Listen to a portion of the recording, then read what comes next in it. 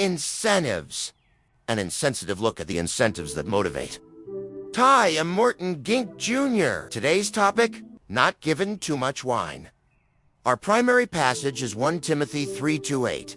We'll compare it with Genesis 9:20-25, Titus 1-7, and Ephesians 5:18.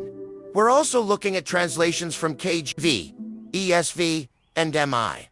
My goal is to understand if this phrase is about quantity, addiction, indulgence, or command, and how that applies to Noah and modern church moral standards. First, let's observe the surface story.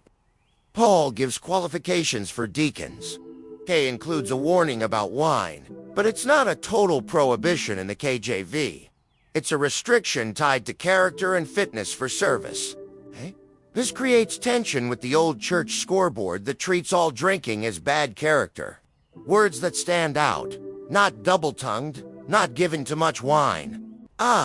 Not greedy of filthy lucre, and holding the mystery of the faith in a pure conscience. Comparing translations, KJV says not given too much wine. ESV says not addicted to much wine. NIV says not indulging in much wine. The KJV wording sounds broader and older. The ESV sounds more clinical, like dependency language. The NIV sounds behavioral, like habitual overuse or self-permission. Now, let's interpret possible meanings. Option 1, a quantity warning, meaning a man should not consume wine in excess. Option 2, a control warning. A man should not be handed over to wine, not shaped, governed, or attached to it. Option 3, a character warning. It's not about one drink, but a pattern affecting judgment, dignity, reliability, and witness.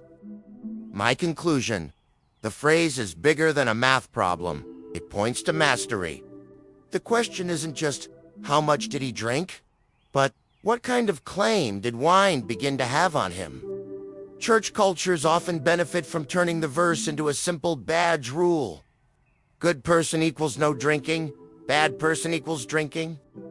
This helps institutions sort people quickly. But the text is more concerned with whether a man is governed well. Let's watch the language. The key phrase is not given too much wine. This wording can confuse modern readers because too much wine is part of given to. Too much wine in modern hearing sounds like a simple quantity warning.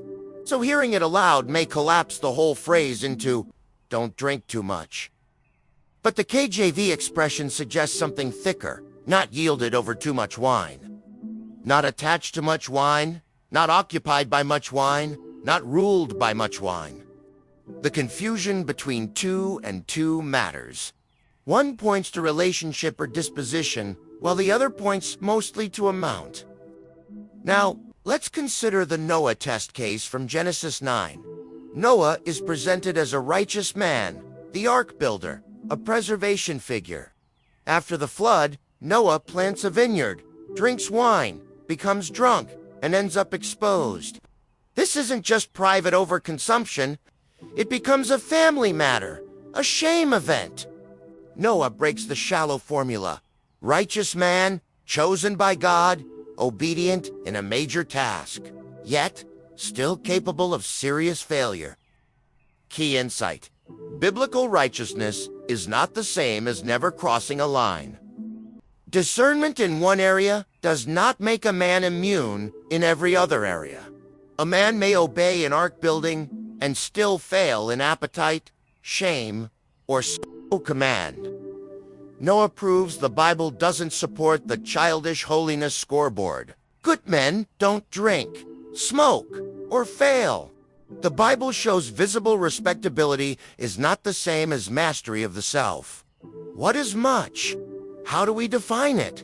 When does much become too much? What happens after too much? The Bible doesn't give a neat numeric threshold. Much becomes visible by its fruit. Signs that much may have become too much. Judgment is dulled. Speech loosens in harmful ways. Shame increases. Self-command weakens. Famine damage follows. Someone else must manage what I should have governed. Witness or service is compromised. Summary formula. Some is present. Much is enough to matter. Too much is enough to distort judgment, expose weakness, or damage others through me. The Columbo question. If the real issue is only quantity, why do translations use words like addicted and indulging? This question matters because the verse tests if a man is stable, sober-minded, and governable enough to serve. Holmes' deduction. Clues include KJV, ESV, and NIV translations. Noah's problem is revealed by the aftermath, not just the drinking. Church culture often reduces morality to easy external badges. Pattern you can prove. If the concern were only liquid volume, the issue would be measurement. Because it's linked to character, office, judgment, and aftermath, it points to self-command and mastery. Plain truth. The warning is not only about how much wine a man drinks, but whether wine starts having the man. Core meme. Good people don't drink. It spreads because it gives communities a quick visual rule for sorting saints from suspects.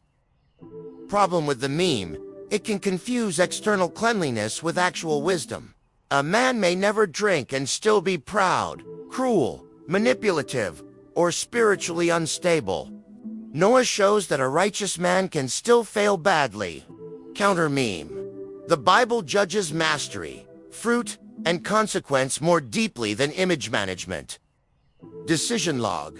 The KJV wording implies more than mere quantity. Noah exposes the weakness of shallow behavior scoreboard morality. Much is best understood through consequence and control. Not just counting cups. I wrestle with how far given to should be pressed. Is the issue primarily addiction, indulgence, public scandal, or impaired judgment? How should modern churches teach this without falling into legalism or excreting? I reject the simplistic rule that holiness can be measured by whether someone smokes, drinks, or looks clean. The idea that a righteous person cannot seriously fail, and the lazy assumption that public decency equals inward wisdom, mental weeds to pull, clean image, morality, behavior badge, religion, confusion of righteousness with respectability, and hearing too much wine as only too much wine. Who planted them? Church culture, moral shorthand, institutional sorting habits, sloppy listening. What survives after pulling them? The issue is mastery, not merely optics. Noah proves righteousness is not invulnerability. The verse asks whether a man is fit to serve without being governed by appetite. Re-sentence takeaway. Paul's phrase is not just a warning about volume, but about whether wine begins to shape a man's judgment and character. Noah shows that even a righteous man can cross into disorder. So, biblical holiness cannot be reduced to clean image behavior rules.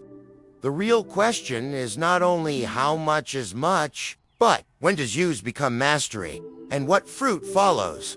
If you want, I can do the same kind of filled out insert next, for servant leader versus suffering servant.